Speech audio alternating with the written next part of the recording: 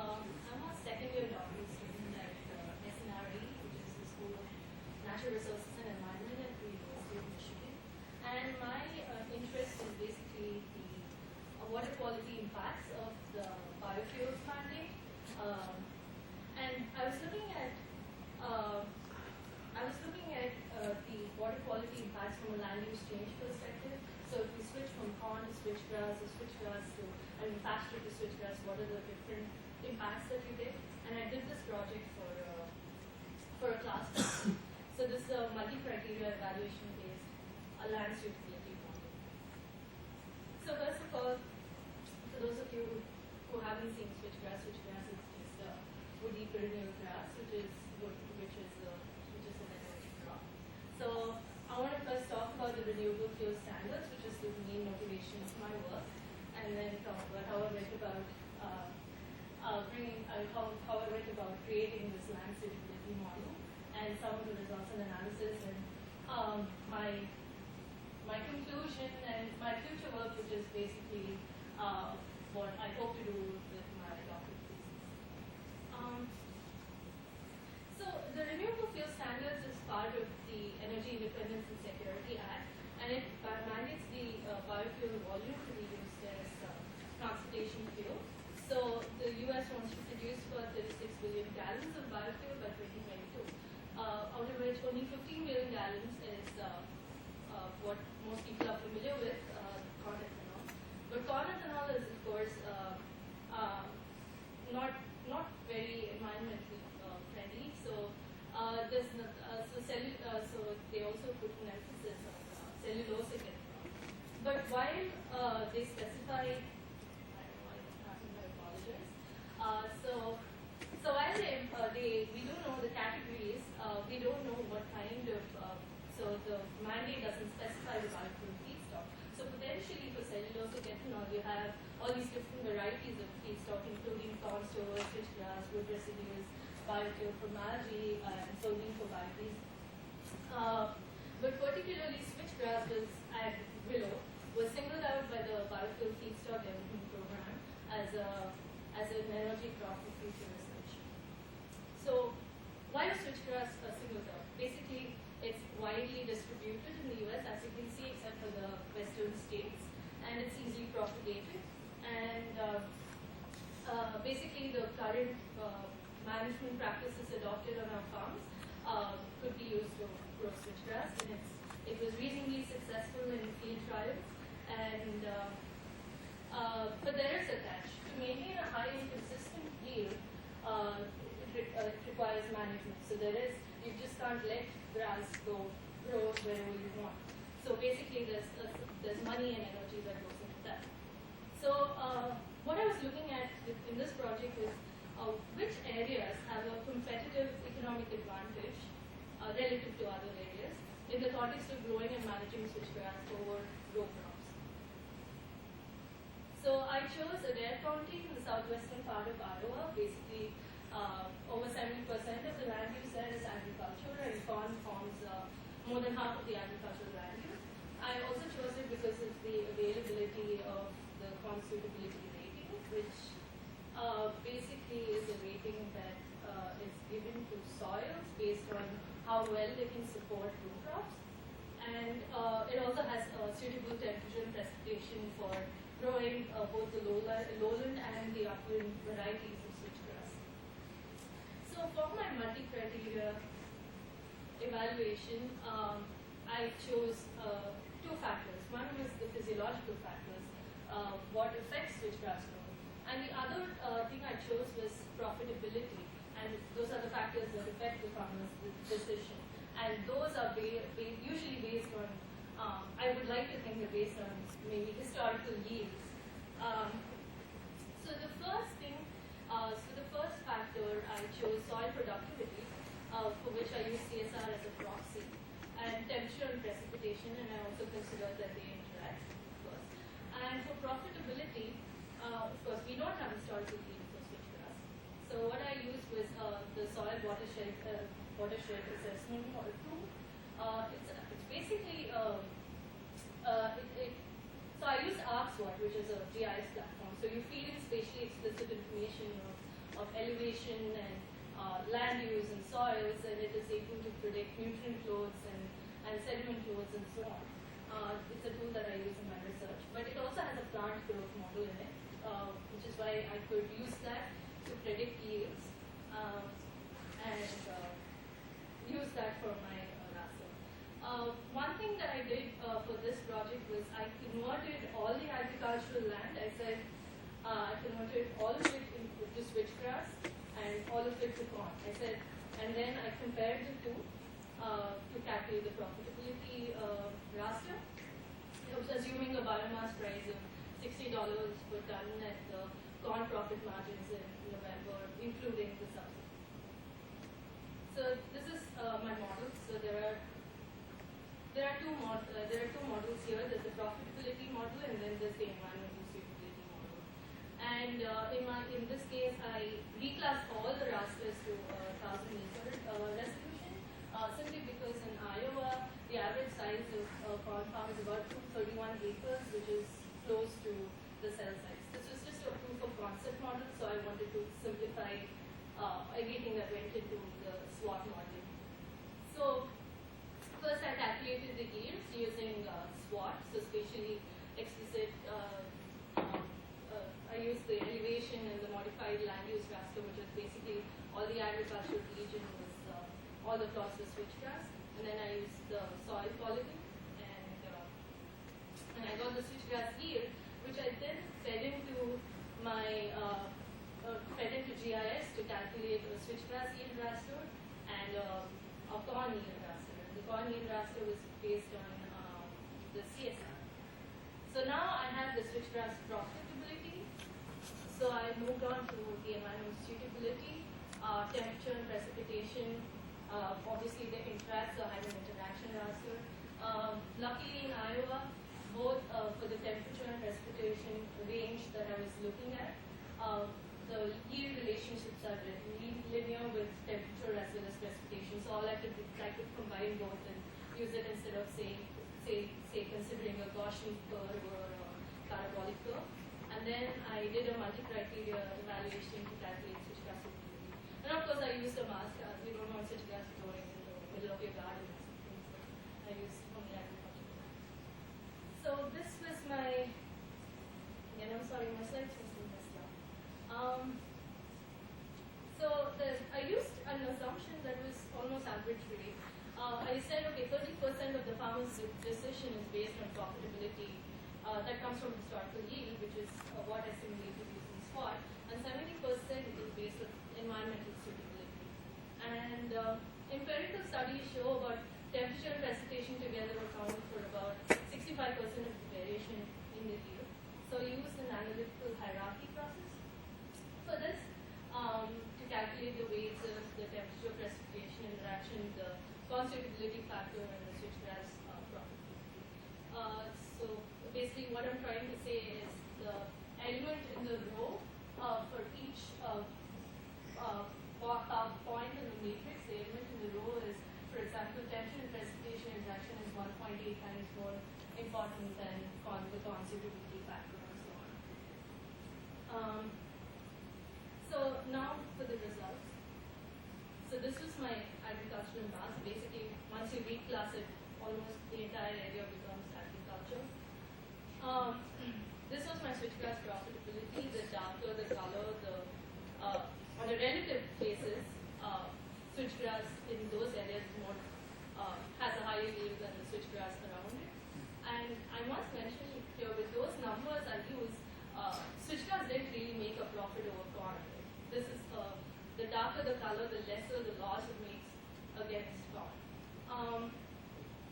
And then this is my suitability rating. Again, the darker the color, the better it is for growing row crops. And this was my temperature and precipitation interaction. As you can see right at the center, it's pretty good for growing switchgrass. This is the raster I got. So the dark green is basically, I reclassed it to 3 categories. So high suitability, moderate, and low. And as you can see, it's very similar to the temperature and precipitation just because of how the weights worked out. But also that's expected because it accounts for almost 65% of the variation in yield. And another thing is that the economic model assumptions could significantly change the suitability. Now, if we had incentives for growing switchgrass, if I had assumed, say, $80 per ton or $100 per ton, that would change how much of the land was highly suitable versus not. And then even if we decreased the subsidies or the price of corn, it went down, then maybe it would change. So where should we grow switchgrass? I'm not trying to say switchgrass will replace corn by any means. I wanted this to be a way we could predict where, maybe try and predict where the first land uses changes would take place when biofuel becomes more economically viable. So what I did was I had my corn yield raster, that's in the red on the right. So the darker the red, the more the pollen. And I picked out those areas which were low corn suitability and high switchgrass suitability. So intuitively, maybe these are the areas we should look at when we first consider land use. So my main motivation, of course, is not to look at land use change. I want to look at what the water quality impacts are of this predicted or assumed land use change scenarios. And finally, what I want my work to do is I want to optimally see how we can optimally locate or select feedstock from a water perspective so that we don't impair our waters. And I'd like to thank Dr. Shelly Miller, who's my PhD advisor. She does a lot of work on biofuel and medicinal guidance, and Dr. Amy Brunecki, whose foresight with this project, she's the chair.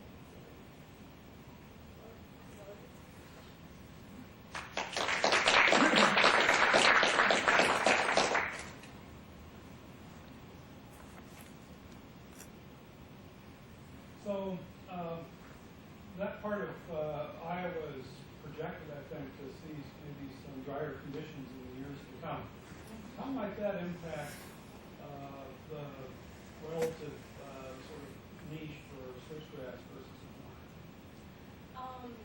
So I've done some preliminary work. This is again for a post project, and switchgrass definitely takes up less of water. So if it was an economically viable alternative and you couldn't grow corn, maybe they would switch. But of course, you would have to take into consideration the social aspects of it, how quickly farmers switch from one crop to the other, whether they wait out the drought. And that's something that I haven't looked at. There are people who are coming up with agent-based models to figure that out. Is switchgrass an invasive species? No, at least in North America, I think it's all except the western states. It's pretty much there. A natural occurring? It is naturally occurring, but it's more towards the east, and as you go west, the range is lesser. In terms of reapplying this and spreading it out over the United States or a much wider area, is there a method or source data that would allow you to compare the profitability of whatever crop is being grown on that land?